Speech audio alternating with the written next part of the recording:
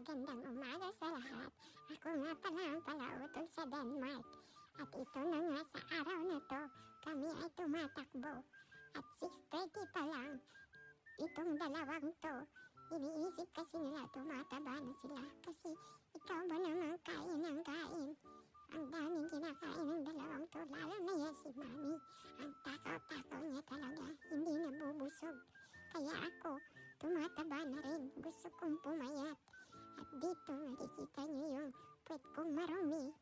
Pero tatakbo na rin ako kasi gusto ko nga magka-abs, sabi ko kay Mami. Sa time na to, gusto ko nang umuwi kasi napagod na talaga ako. Ikaw ba naman tumakbo ng 3 laps sa ilang minuto lang? Kaya, at nang makauwi kami, ayan o, diba? Relax lang ako.